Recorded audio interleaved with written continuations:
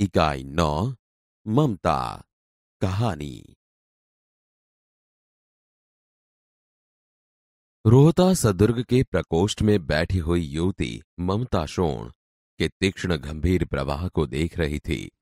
मन में वेदना, मस्तक में आंधी, आंखों में पानी की बरसात लिए वह विकल थी। वह रोहतास दुर्ग के मंत्री चूड़ामणि की एकमात्र दुहिता थी। उसके लिए कोई अभाव होना असंभव था, परंतु वह विधवा थी। उसकी विडंबना का अंत कहां था? चूड़ामणि ने चुपचाप उस प्रकोष्ठ में प्रवेश किया। शोण के प्रवाह और उसके कलनाद में ममता अपना जीवन मिलाने में बेसुध थी। पिता का आना न जान सकी। चूड़ामणि व्यथित हो उठे। स्नेह पालिता पुत्री के लिए क्या करें, यह स्थिर न कर सकते थे। लौटकर बाहर चले गए। ऐसा प्रायः होता, परंतु आज मंत्री के मन में बड़ी दुश्चिंता थी। पैर सीधे न पड़ते थे। एक पहर बीत जाने पर वे फिर ममता के पास आए। उस समय उनके पीछे 10 सेवक चांदी के बड़े थालों में कुछ लिए खड़े थे। कितने ही मनुष्यों के पद शब्द सुन ममता ने घूमकर देखा। मंत्री ने सब थालों को रखने का संकेत दे दिया। अनुचर थाल रखकर चले गए। ममता ने पूछा, यह क्या है पिताजी? तेरे लिए बेटी उपहार है, कहकर चूड़ामणि ने आवरण उलट दिया। स्वर्ण का पीलापन उस सुनहरी संध्या में विकीर्ण होने लगा। ममता चौंक उठी। इतना स्वर्ण यहां कहां से आया? चुप रहो ममता, यह तुम्हारे लिए है। तो क्या आपने शत्रु का उत्कोच स्वीकार कर लिया? पिताजी, यह अनर्थ है, अर्थ नहीं। लौटा दीजिए पिताजी, हम लोग ब्राह्मण हैं।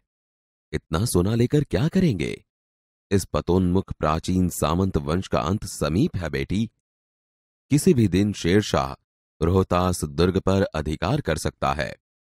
उस दिन मंत्रित्व न रहेगा, तब के लिए बेटी। हे भगवान, विपद के लिए इतना आयोजन, परमपिता की इच्छा के विरुद्ध इतना साहस। पिताजी, क्या भीख न मिलेगी? क्या कोई हमें 2 मुट्ठी अन्न न देगा?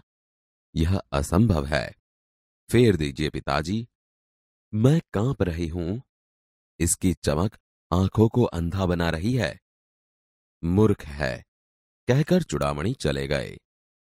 दूसरे दिन जब डोलियों का तांता आ रहा था, मंत्री चूड़ामणि का हृदय धक धक करने लगा। वे अपने को रोक न सके। उन्होंने जाकर रोहतास दुर्ग के तोरण पर डोलियों का आवरण खुलवाना चाहा। पठानों ने कहा, यह महिलाओं का अपमान करना है। बात बढ़ गई। तलवारें खींची। मंत्री वहीं मारे गए। राजा रानी और कोष सब छली शेरशाह के हाथ पड़े। निकल गई ममता। डोली में भरे हुए पठान सैनिक दुर्ग भर में फैल गए, परंतु ममता न मिली। काशी के उत्तर में स्थित धर्मचक्र विहार मौर्य और गुप्त सम्राटों की कीर्ति का खंडर था। खंडित शिखरों वाले भवन तृण गुल्मों से ढके हुए प्राचीन और ईंटों के ढेर में बिखरी हुई भारतीय शिल्प की विभूति ग्रीष्म की चंद्रिका में स्वयं को शीतल कर रही थी। जहां गौतम का उपदेश ग्रहण करने के लिए पंचवर्गीय भिक्षु पहले मिले थे, उसी स्तूप के भग्नावेश की मलिन छाया में एक झोंपड़ी के दीपालोक में एक स्त्री पाठ कर रही थी। अनन्याश्विन्तयन्तो माम ये जनाः पर्युपासते। पाठ रुक गया। एक भीषण और हताश आकृति दीपक के मंद प्रकाश में सामने खड़ी थी। स्त्री उठी। उसने कपाट बंद करना चाहा, परंतु उस व्यक्ति ने कहा, माता, मुझे आश्रय चाहिए। तुम कौन हो? स्त्री ने पूछा। मैं मुगल हूं। चौसा युद्ध में शेरशाह से विपन्न होकर रक्षा चाहता हूं। इस रात अब आगे चलने में असमर्थ हूं। क्या शेरशाह से? स्त्री ने अपने ओठ काट लिए। हां माता, परंतु तुम भी वैसे ही क्रूर हो। वही भीषण रक्त की प्यास, वही निष्ठुर प्रतिबिंब तुम्हारे मुख पर भी है सैनिक। मेरी कुटी में स्थान नहीं। जाओ, कहीं दूसरा आश्रय खोज लो। गला सूख रहा है, साथी छूट गए हैं, अश्व गिर गए हैं। इतना थका हुआ हूं। इतना कहते कहते व्यक्ति धम से बैठ गया। उसके सामने पूरा ब्रह्मांड घूमने लगा। स्त्री ने सोचा, यह विपत्ति कहां से आई। उसने जल दिया, मुगलों के प्राणों की रक्षा हुई।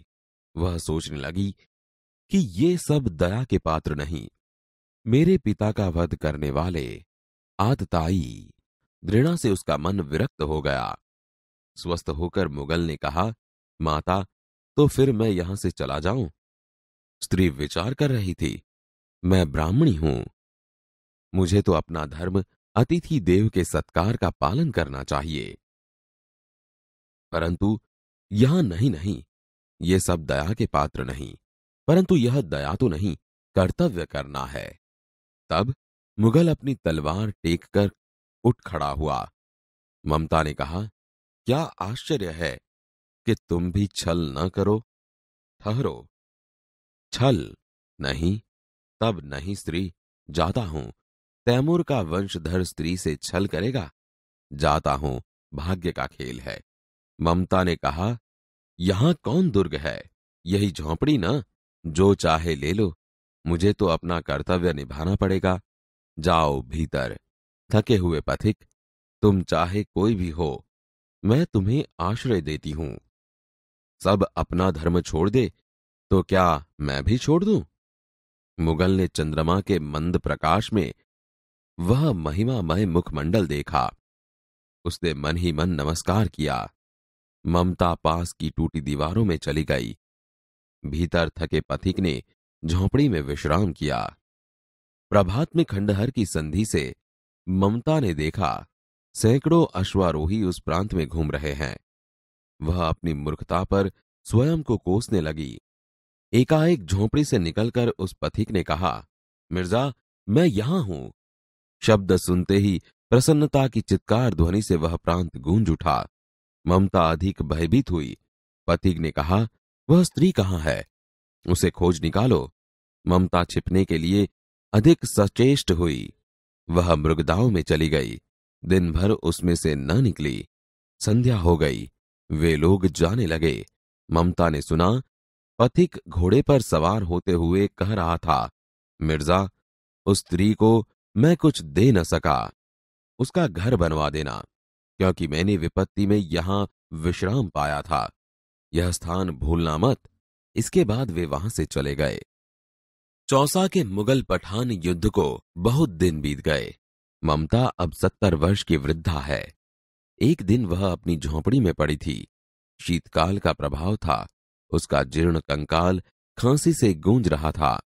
ममता की सेवा के लिए गांव की 2-3 स्त्रियां घेर कर बैठी थी, क्योंकि ममता आजीवन सबके सुख दुख की सहभागिनी रही थी। ममता ने जल पीना चाहा। एक स्त्री ने सीपी से जल पिलाया। सहसा एक अश्वारोही उसी झोंपड़ी के द्वार पर दिखाई पड़ा। वह अपनी धुन में कहने लगा, मिर्जा ने जो चित्र बनाकर दिया है वह तो इसी जगह का होना चाहिए। वह बुढ़िया मर गई होगी। अब किससे पूछूं कि एक दिन शहंशाह हुमायूं किस छप्पर के नीचे बैठे थे। यह घटना भी तो 47 वर्ष से ऊपर की हुई। ममता ने अपने विकल कानों से सुना। उनके पास की स्त्री से कहा, उसे बुलाओ। अश्वारोही पास आया। ममता ने रुक रुक कर कहा, मैं नहीं जानती कि वह शहंशाह था या साधारण मुगल, पर एक दिन इसी झोंपड़ी के नीचे वह रहा। मैंने सुना था कि वह मेरा घर बनवाने की आज्ञा दे चुका था। भगवान ने सुन लिया। आज मैं इसे छोड़े जाती हूं। अब तुम इसका मकान बनाओ या महल। मैं अपने चीर विश्राम गृह में जाती हूं। बुढ़िया के प्राण पखेरु उड़ गए। वह अश्वारोही अवाक खड़ा रह गया। वहां एक अष्टकोण मंदिर बना और उस पर शिलालेख लगाया गया। सातों देश के नरेश हुमायूं ने एक दिन यहां विश्राम किया था। उनके पुत्र अकबर ने उनकी स्मृति में यह विशाल गगनचुंबी मंदिर बनवाया, पर उसमें ममता का कहीं नाम न था।